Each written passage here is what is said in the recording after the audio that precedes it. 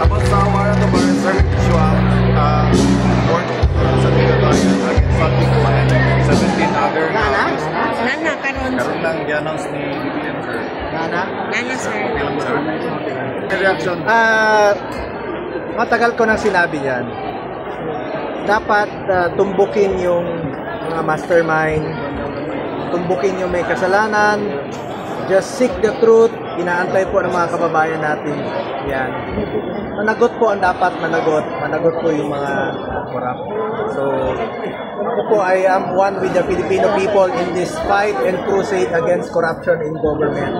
Basta inaantay ng mga kababayan natin, tumbukin yung katotohanan. Kung talagang mga may kasalanan dito, dapat managot eh.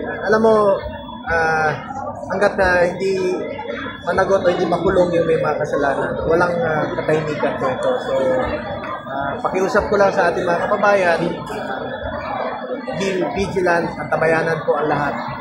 At the truth only. Seek the truth. Yung pinaka-mastermind at lahat na may kasalanan. Sabi ko nga, managot ang dapat managot, ikulong ang mga kurakot, ikulong yung mga buhayat na nagsasamantala sa ating mga kababayan. Dami po naghihirap ngayon. Sobrang dami po mga kababayan natin na naghihirap. Ang akin lang po dito, sana po makabalik na po sa normal na pamumuhay ang buhay ng ating mga kababayan. Lalong-lalo na po yung mga mahirap. Kawawa po yung mga mahirap. Kawawa yung mga mahirap. Senator, do you think the next to be arrested will be the president? What do you think? Sabi ko nga, seek the truth. Meron naman tayong husgado. Meron tayong husgado na ombudsman, meron po sa liga na importante mo na rito is makasuhan, nagot po ang dapat. So, may proseso po tayong dapat sundin. Ayaw kong dagdagan, ayaw kong bawasan ang aking komento. Just seek the truth. Ulitin ko, last month ko pa sinabi, just seek the truth, not the script. If there is any, meron mang script, huwag po yun. The truth lamang po, nag-aantay po ang ating mga kababayan ng katotohanan. At managot po yung dapat managot po yung mga corrupt, managot po yung mga buhayan. Sabi ko last month, natutumbok na eh. Biglang lihis. So ngayon, unti-unti nang lumalabas ang katotohanan. Unti-unti nang lumalabas ang katotohanan kung sino talaga yung nasa likod nitong mess na ito. Itong flood control mess na ito.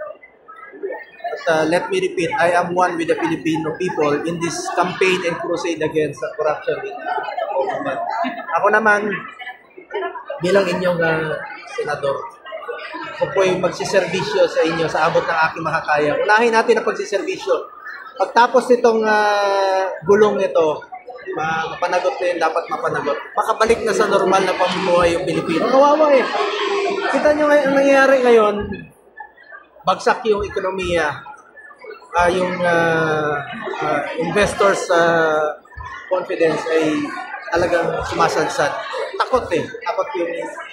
So, ibig sabihin, parang nagkakaroon po ng restless yung mga kababayan natin. Importante dito, paano tayo makabalik sa normal na pamumuhay. Tulad noon, 2016 to 2022, medyo kampante po ang ating mga kababayan sa gobyerno. Yun po ang dapat natin yan maibalik na may peace of mind yung Pilipino, nakakalakad sa gabi ng hindi nasasaktan, at nakakapamuhay sila ng tahimik. Ngayon, medyo hirap. Yun lang po ang akin, pinagdadasal ko na makabalik sa normal na pamumuhay ang Pilipino. Pero nag-aantay po ang Pilipino dito sa katotohanan.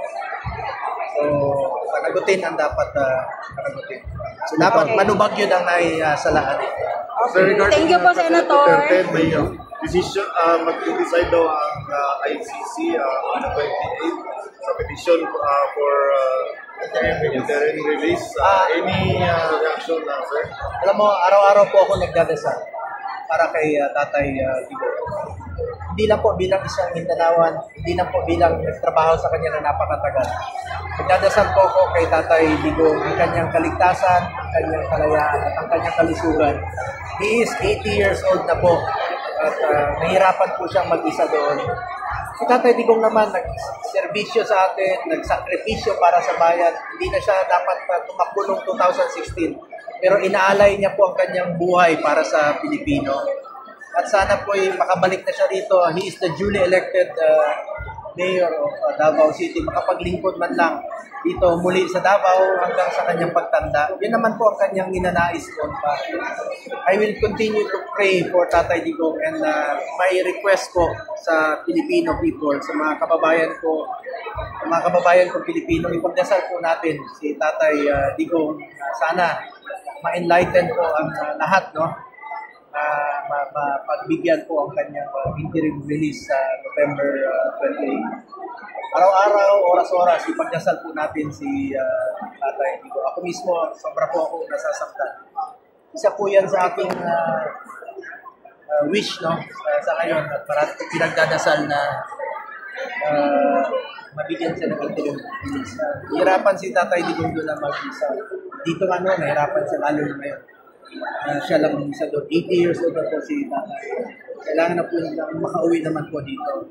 I'm appealing to everyone to please continue to pray for Tatay Digong. I am appealing to each and every Filipino to continue praying for Tatay Digong. Okay, thank you, Senator. Thank you, po. Senator.